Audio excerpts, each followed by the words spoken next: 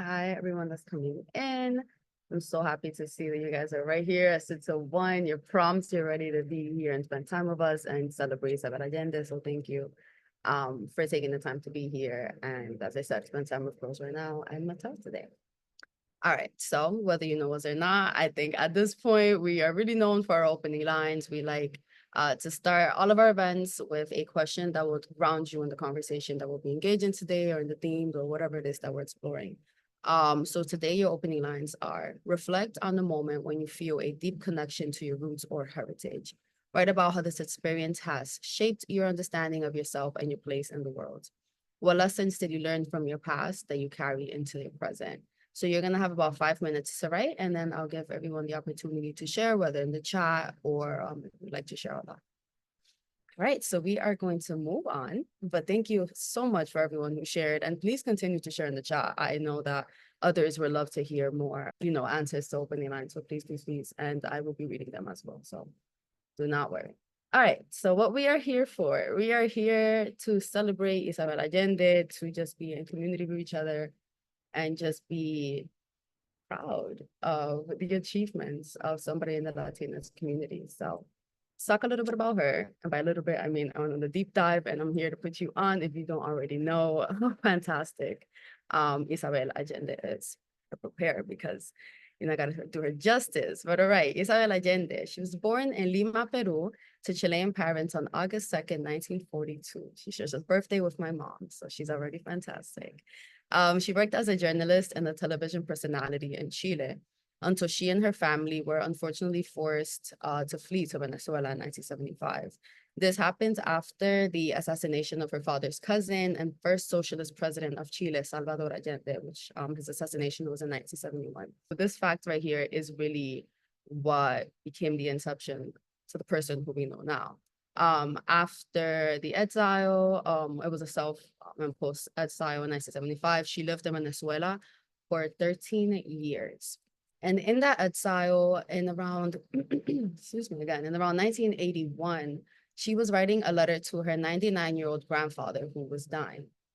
And that letter, wildly enough, that is the magic of the universe, how alignment really, really works, is that that letter was what ultimately became the manuscript for her first novel, La Casa de los Espíritus, The House of Spirits, which I saw a few people in the chat saying that's one of her favorite books. So this first novel, this amazing, amazing book that she wrote was inspired by, and not even inspired by, it came to her as a letter that she wrote for her grandfather. La Casa de los Espíritus was published in 1982 and is considered magical realism. In her website, when she talks about her writing style, she mentions that she sees her work as realistic literature. It's rooted in her remarkable upbringing and the mystical people and events that just ultimately fuels her imagination and how she approaches writing to begin with. She also explains that her work is equally informed by feminist convictions, her commitment to social justice, and the harsh political realities that shaped her destiny, as I mentioned in the beginning, that self-imposed exile to Venezuela. So she already had an impressive writing career before she wrote La Casa de los Espíritus, The House of Spirits. She was co-founder and contributor of the women's magazine, Cal Paula. This was the first feminist magazine in Chile. So that's already an amazing, amazing accomplishment. She was also the editor of Manpato, which is a children's magazine in Chile. And she was also a columnist in El Nacional, which is a Venezuelan newspaper that she worked at. So after her first novel, though, it's clear that this really was the moment that she decided to give her heart, her entire being to the craft of writing literature and storytelling overall. So after publishing La Casa de los Espíritus in 1982, she went on to write 27 more books, which is just so wild and just so amazing. And something to be so proud of, to come from the life that she did and to have been able to achieve all the things that she did. As I said, write 27 more books, including 4 nonfiction books and a YA trilogy. And I saw that she's actually publishing a children's book this year. So she's still out here. She still has so many other stories to tell. And I'm so happy to know, that the work is continuing and storytelling for her doesn't really end. So she has had all of her well, not all of her stories, but she has had her stories translated into 42 different languages, which is amazing. She's also had 80 million copies sold, and who knows how many others, who knows how accurate that number really is. She has also had 15 international honorary doctorates, more than 60 awards in over 15 countries, 2 feature-length films, which you'll see in the coming slides here right here. She has 2 feature-length films, and she's had her literary works adapted for plays, musicals, operas, ballets, radio programs, you name it. It's clear that her work resonates with so many people through so many industries and so many different just mediums of expression. So it's really beautiful that people have gotten to interact with her work in those ways as well. So we're going to learn a little bit about her foundation. For those that don't know, Isabel Allende has her own nonprofit organization called the Isabel Allende Foundation. It was inspired by a book that she wrote. Somebody mentioned it in the chat as well. It's her first nonfiction book called Paula. This was published in 1994. And this was a book that was written almost as a letter. And we see a pattern here when it comes to Isabel Allende and letters. But this was written as a letter to her daughter, who unfortunately at the age of 29 died of a hereditary blood disease called porphyria. Though that is not shouldn't be anymore a fatal blood disorder, it led to her daughter, unfortunately, because of medical negligence, causing her to fall in a coma and eventually dying in 1992. And so this unfortunate and horrific event that happened to her, because of that time that she took to grieve and to mourn. During that time, she was actually called to create the Isabel Allende Foundation. She was inspired to take all of the profits that the book Paula was bringing in, and she wanted to create this nonprofit organization, as I mentioned, that opened in December 1996 in honor of her daughter Paula. So when she talks about the inception of the foundation, she says that she, as in Paula, cared deeply for others. When in doubt, her motto was, "What is the most generous thing to do?" My foundation, based on her ideals and service and compassion, was created to continue her work. A little bit more about the foundation. It supports nonprofits in Chile and California that provide vulnerable women and children access to healthcare, education, protection for violence, and reproductive self-determination. And through its Espíritu grants, Espíritu means spirit, through the Espíritu grants, the foundation also supports a small number of organizations worldwide whose exemplary work is aligned with the foundation's areas of interest. And the foundation is doing amazing. It has awarded grants to more than 100 nonprofits worldwide, and who knows, we can only know what they show us, but think about the amazing effects that it's having beyond the physical, the actual effects that it's having on people and how much is inspiring women, girls, and just people around the world. And so most recently, she was awarded the Premio Nacional de Literatura, which is a Chilean national prize in literature. This was in 2010. She also, as you see a picture there of Obama, she received the U.S. Presidential Medal of Freedom in 2014. The Penn Center is USA's Lifetime Achievement Award and was inducted into the California Hall of Fame in 2016. She received the Medal for Distinguished Contribution. The list is wild. She received the Medal for Distinguished Contribution to American Letters from the National Book Foundation in 2018. And as we all know, the reason why we are here today, she has also been honored by the Barbie Inspiring Women series with a doll that was inspired by her lifetime of telling stories of women and girls, and that'll never stop because she's still here and she's still doing that work. So all of that, if you did not know, now you know.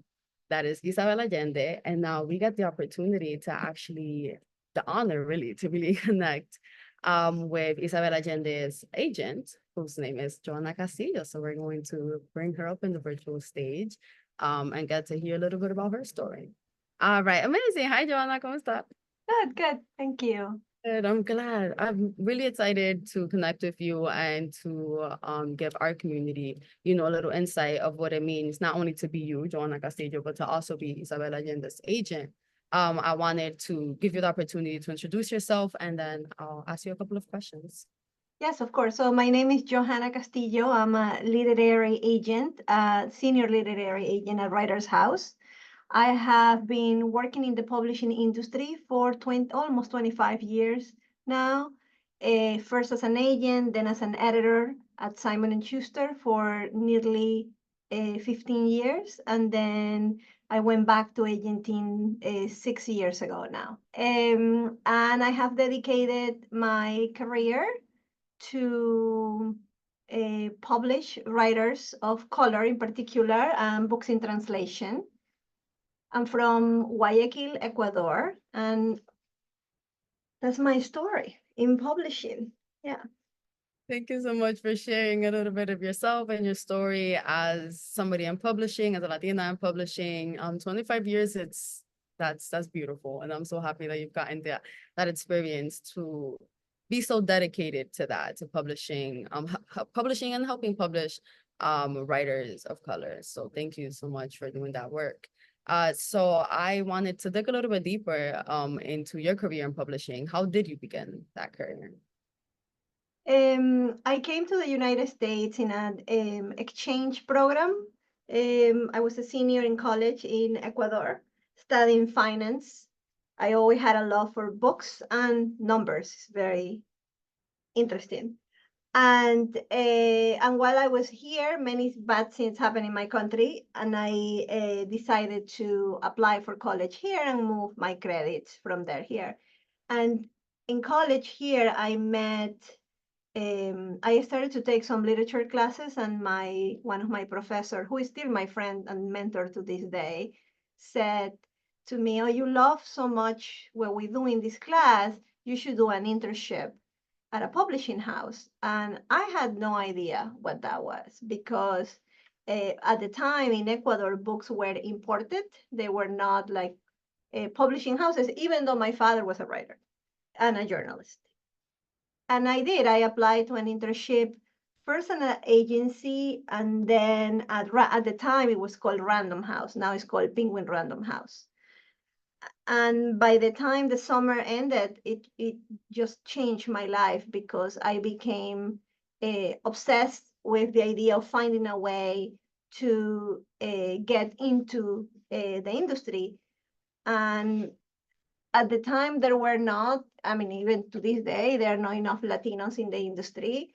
And I found that there was a space where there were not either agents or enough editors that they were either immigrants or have a background, a Hispanic background, that were publishing books in English in the United States or books in translation.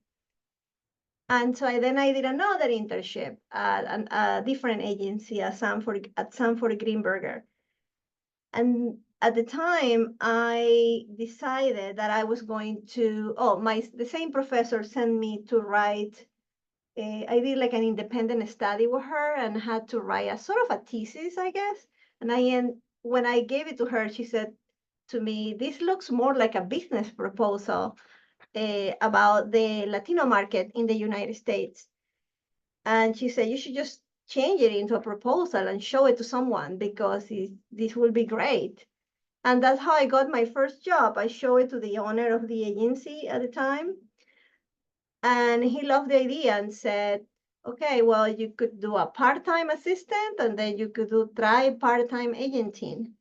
And I didn't know anyone. Back then, you have a Rolodex. So another agent gave me her Rolodex. And now what we know as Publishers Marketplace used to be a big book like this, like a phone book or Bible. And you have to look at the editors alphabetically according to the imprint. And that's how it began. And then almost 4 years after, I got an offer to switch sides and go and went first as a senior editor to Simon and Schuster at Atria Books to start a Latino program, also books in translation, all in English, and then also run their Spanish imprint as well.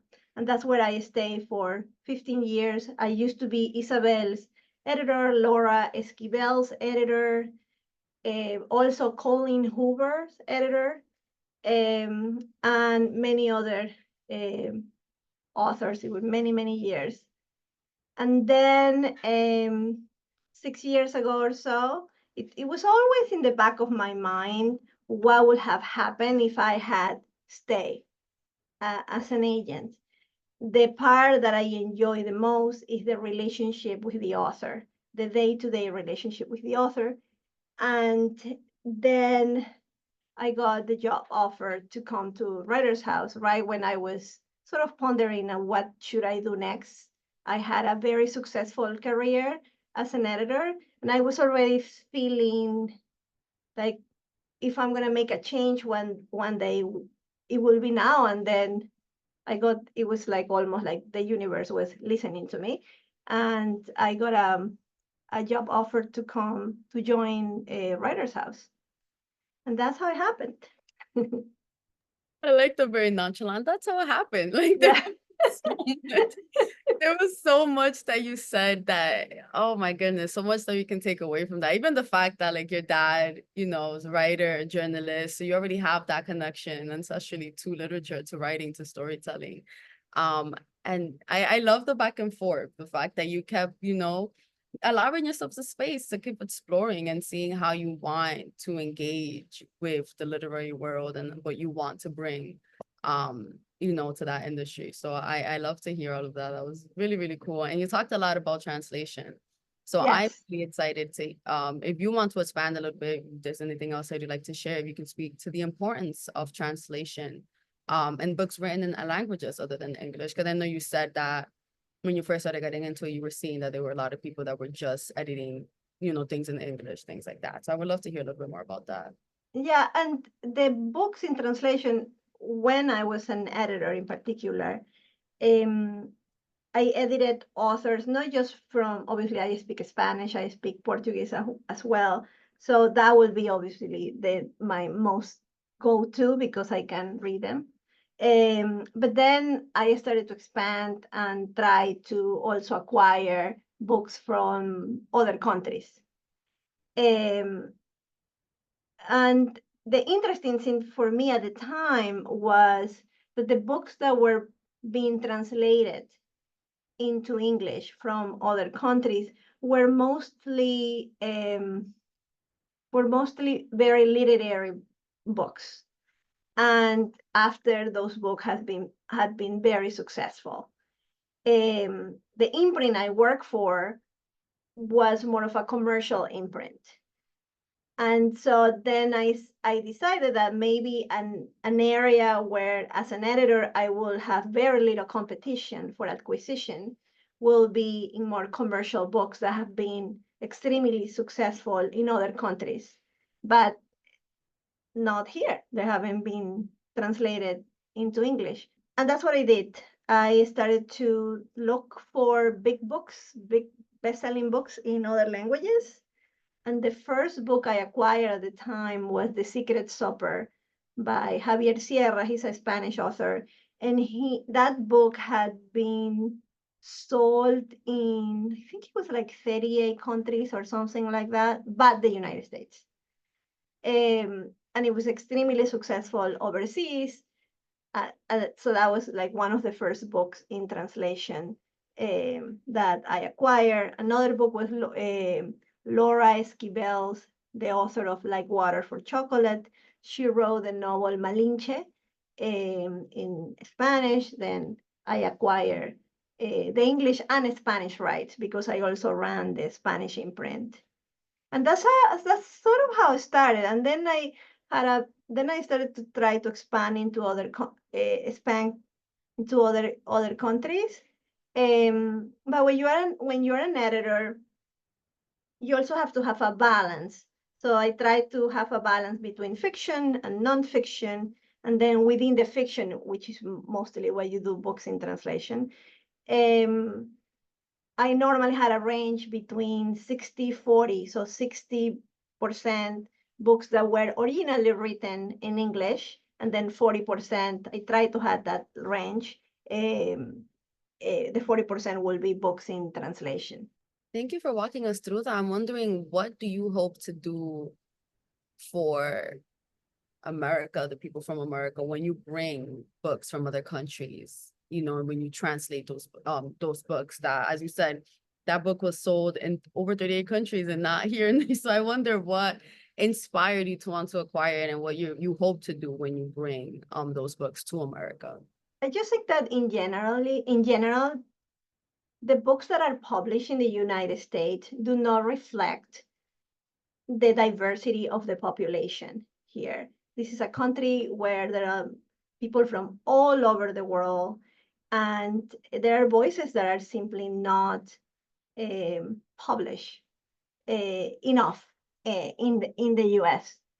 And I think having that opportunity as at the time as an editor and now as an agent to bring voices and expose readers to other voices from all over the world, it can only bring good things in general.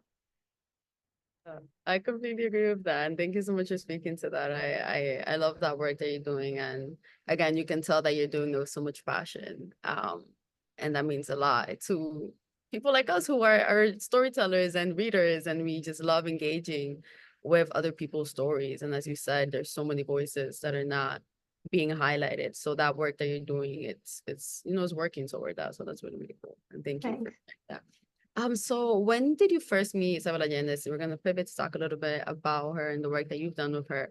When did you first meet her? You mentioned that a little bit earlier. And what stood out to you about her writing when you first connected with her? I read Isabel Allende, de La Casa de los Espíritus, when I was almost 10 years old.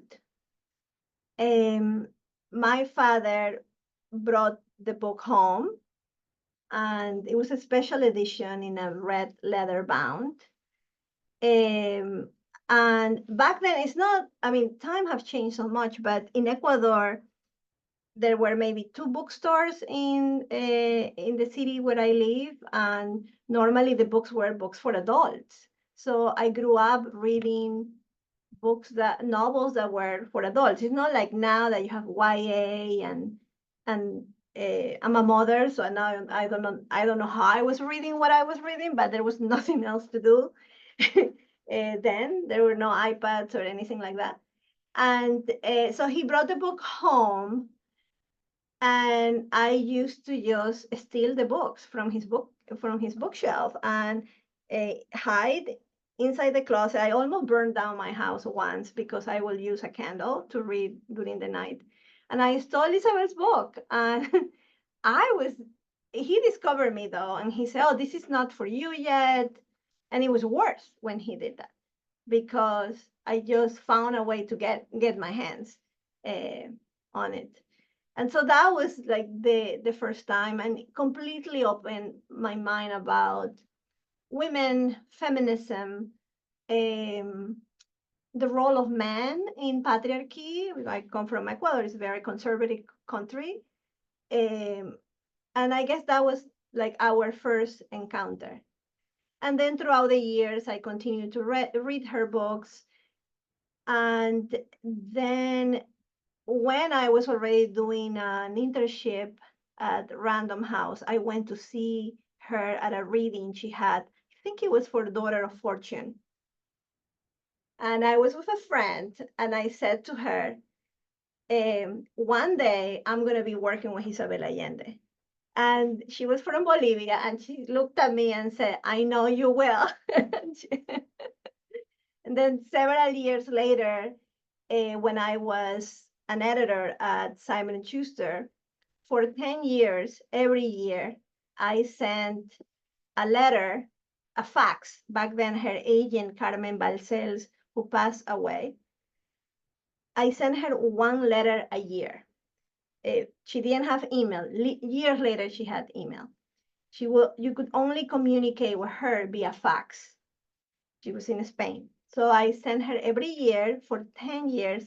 I think by year 7, we were already in email by then. She finally accepted email.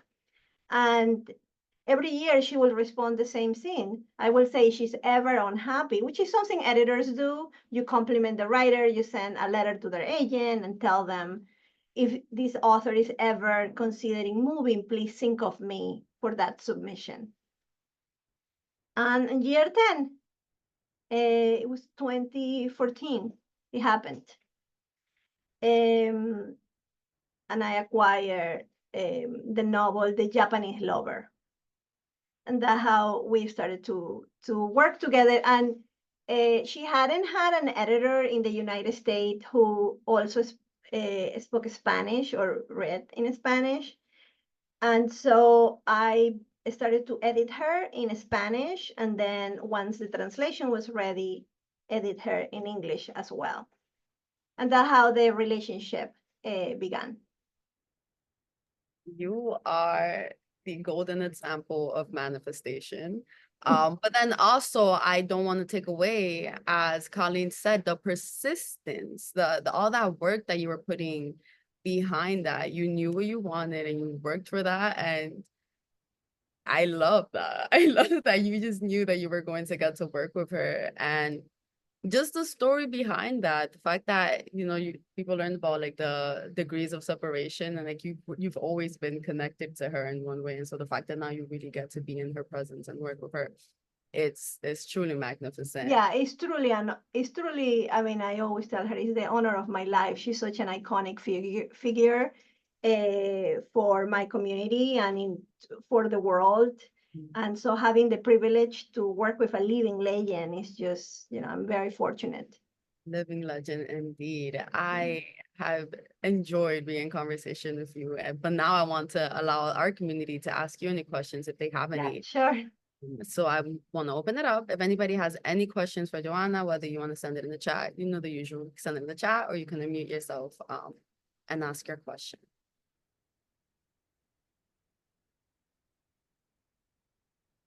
Oh yeah, Summer, I see you raising your hand. Hi, okay. Summer. So for like when you are very like, because you know it's important to share all cultures and all communities. How do you separate like the country or like the or like the government from like the actual culture and like kind of like what comes with that? Because I think it's important that all cultures are shared no matter what politically goes on in the world. So how do you kind of approach that when you're I guess sending copies of books all over? I think that's more up to I think that's more up to the writer, to the author, right? My role before as an editor or as an agent is to try that when I am lucky to encounter an amazing story from different point of view and different cultural experiences, and that on top of that, there is a talented writer, to try to give an opportunity in any way, small or big, that I can do to bring that voice to a wider audience. I do it. I don't try to insert myself too much in it, because obviously I have a very particular story and background and belief and all of that. For me, it always, with writing, is all about the writing at the end of the day. Because if you think about it, even like with La Casa de los Espíritus, it's not, we all know it's Chile, but in the book, it's not Chile. It's a country that is not named. And and I think that is something that can translate into other books. It's more, for me, it's more about the writing. It's 100, like 99% has to be about the writing, but it's also the story and the background, the life story, or in historical fiction, the research the author has done to bring those characters to life. Thank you so much for answering that question. I see we have another one in the chat by Mara. I'm just gonna go ahead and ask that if that's okay with you, Joanna. Yes. So she said, thanks for being here. And she said, I heard you say that your favorite part about your work is the relationship you have with authors, including Isabel. How does that work on a long-term basis as an agent versus the relationship you had with authors as an editor? Yeah, so that question is right here in the chat. Yeah. sometimes I forget the difference, but I guess the difference is, I mean, always the relationship between the author and the editor, the author and the age is very personal relationship. You get to, whether you, especially for instance, when you're working in nonfiction, and let's say you're working with someone on their memoir, the agent or the editor most of the time are the first person who reads a raw story. And many times, for instance, again with memoir, writers are not ready to tell that story. I always tell them this will be the best therapy of your life, because once you start reading your own story and all these things come out, many times your agent or your editor who is there to sort of hold your hand to get you to the other side. Um, and but I guess when you work as an editor, you're working for the publishing house too. So you have certain responsibilities that come with that job, and you are always in a way representing the best interests of the publishing house too. When you're an agent, you're representing the author and their best interests, um, and obviously having a long-term relationship. In both roles, I was very lucky. I had authors for many years as an editor, but there are authors too that if, let's say, an author doesn't have enough commercial success, many times their agent want to move them to another place to sort of change the environment and try to have better luck. That's part of the business, how it works.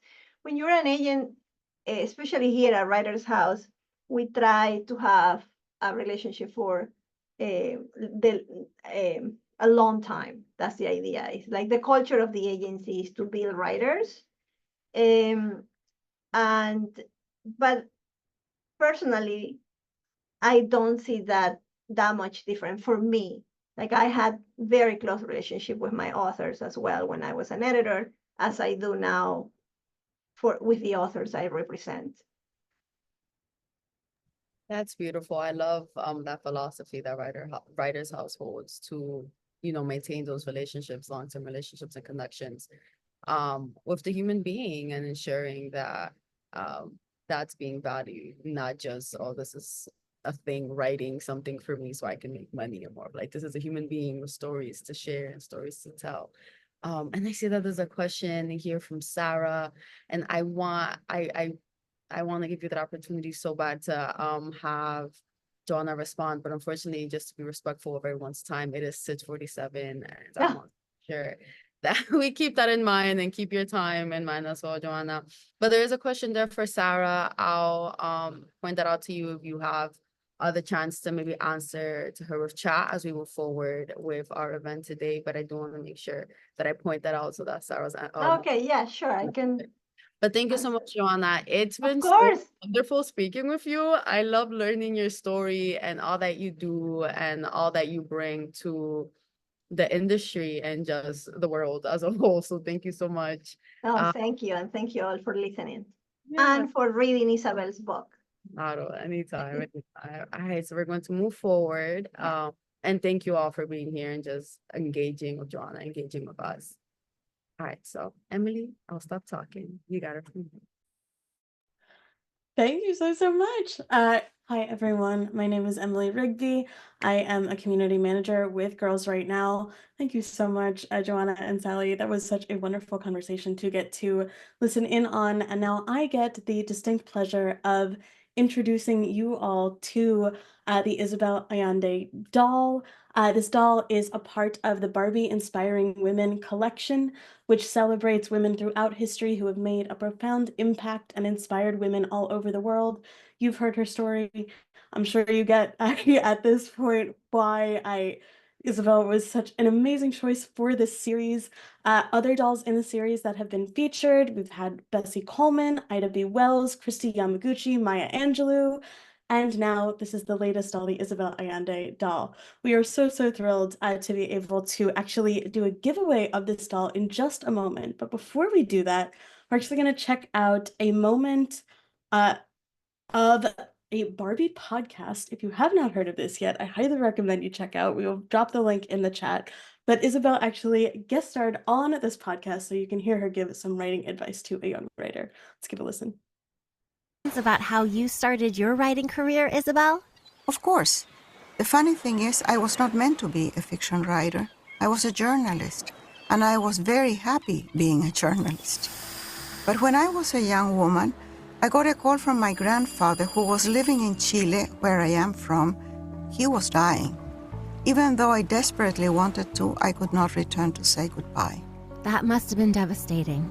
Could you share with us why you couldn't return to Chile? Several years before that, the Chilean military took over the government by force when my cousin, Salvador Allende, was the president. I had to get out of my country very quickly, and I fled to Venezuela as a political refugee. By the time my grandfather was dying, my family and I still did not feel it was safe to return to Chile. How heartbreaking. I read that you decided to write him a letter, even though you knew it wouldn't reach him in time. Yes, I wanted to share back with him all the stories that he told me as a child. And the first one that came to mind was the story of my great aunt Rosa. And once I started writing the letter, I couldn't stop. And that letter became your very first novel, The House of the Spirits. Yes, I didn't plan it that way, but that's what happened. I wrote down everything that mattered to me. The past, the country I had lost, my family, my grandmother, my grandfather, and the stories he told me. Everything was in that book. It showed the world who I was and where I came from. It gave me a voice. And you've used that voice to write so many more novels since, like A Long Petal of the Sea, Eva Luna, the YA novel City of the Beast, which is my personal favorite, and then your most recent, The Wind Knows My Name, just to name a few. Yes. I'm sorry. So yeah, if you would like to check out the full episode of Barbie interviewing Isabel Allende, the link for that is in the chat. Please do give it a listen. It's a very, very cool experience. And if you would like to hear more about the process of creating the Isabel Allende doll and all of the dolls in the Inspiring Women series, we have another event coming up on October 15th. That is in just a couple of weeks from now. It is on a Tuesday night. You can register for that here. We're going to have a panel of Mattel employees who have actually worked on these dolls. They know them really well, and they're going to tell the story of these dolls and how they came to be. So a really exciting evening to come on back and join us. We'll be virtual as well, so I feel free to join in our virtual space again on October 15th.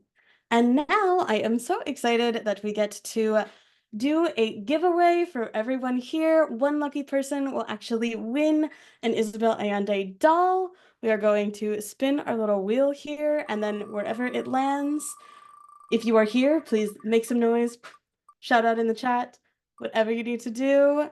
It looks like Shannon Ryder, are you here? Hi, I am here. Hi. Amazing. You Well, can spin it. I'm wondering if you should spin it again, though, if one of the girls or mentors. I work with the Barbie team, so just just someone else. So you've might. got them all already. Amazing. Okay, cool. We will spin again then.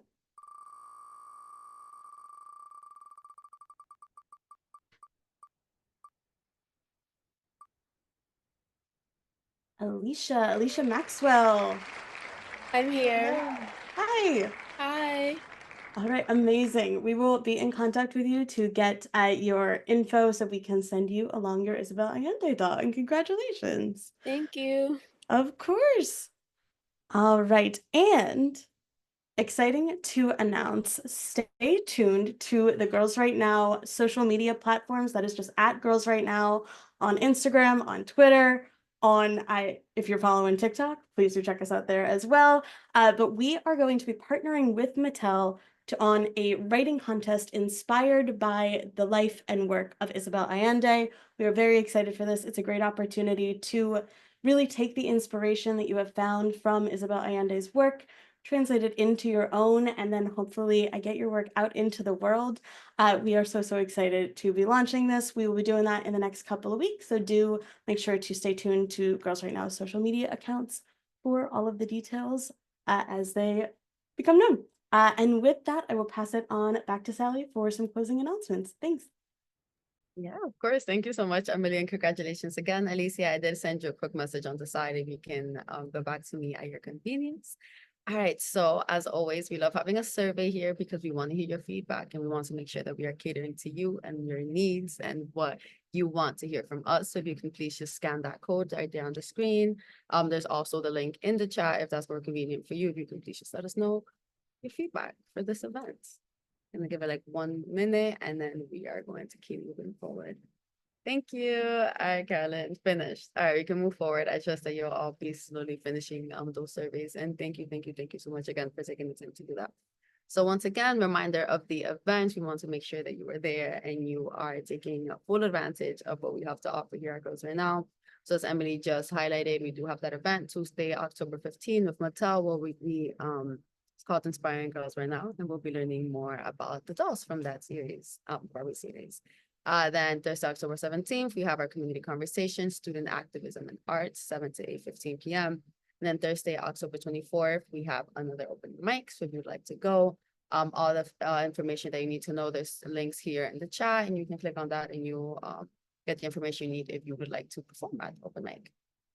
And then if anyone here, I know we have a lot of guests, and again, shout out to all of you for being so engaging and just spending time with us today.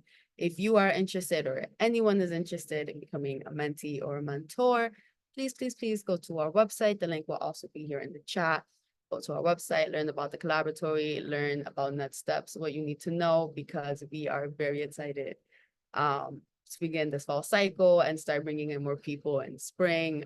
We just want you to know and have all that information you need so that you can be ready and prepared to be a part of our community. So make sure to check that out. All right, and then finally, make sure to follow us everywhere. Every little app you have on your phone, on X, on Instagram, on LinkedIn. We don't have Snapchat, but we do have TikTok. So make sure to follow us on all of our sites, all of our digital imprint is out there for you. So yeah, thank you so much. Thank you for spending time with us and for helping us celebrate Isabel Allende and the new Barbie doll. And we have 1 minute. So, let's take up that minute to hear Isabel Allende speak to the Girls Right Now community. This was in 2020. So yeah, we'll close out with that.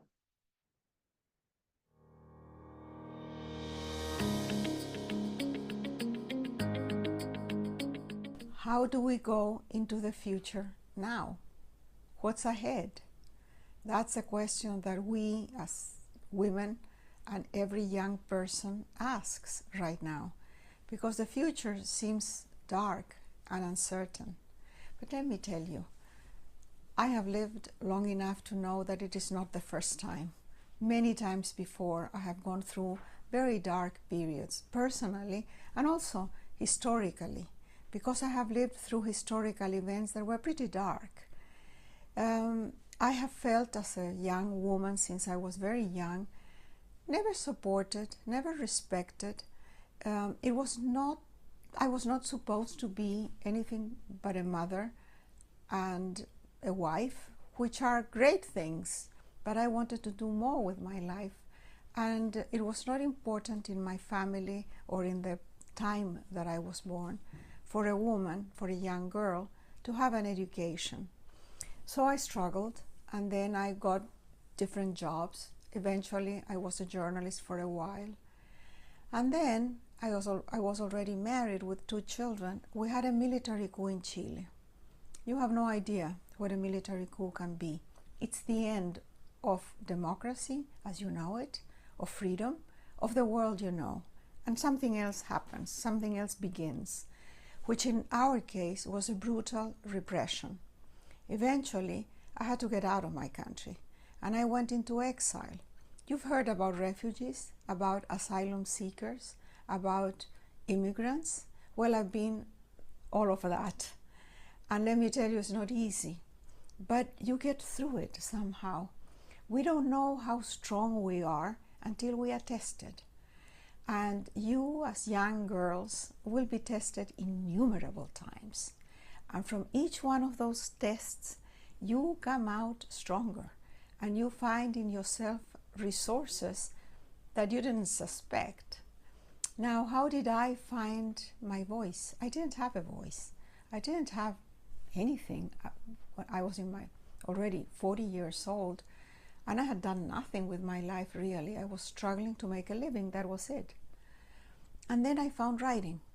I started a letter for my grandfather that became my first novel, and that paved the way for all the books that I've written after. I've written 24 books.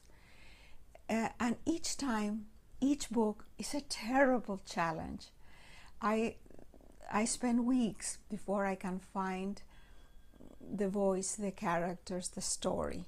But it doesn't matter. The process is what is wonderful. So what would I say to you? Don't be afraid of the future.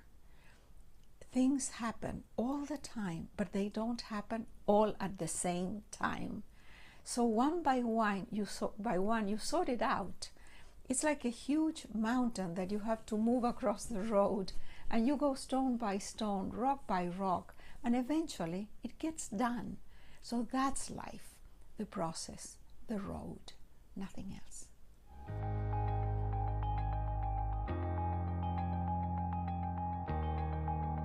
Okay, so we'll leave you with that. That was such a beautiful ending to our evening. I feel so inspired. I need to go journal. That was fantastic. All right. Thank you all so much for being here and sticking it out till 7:02. I hope you have a great evening. And yeah, see you in the next one.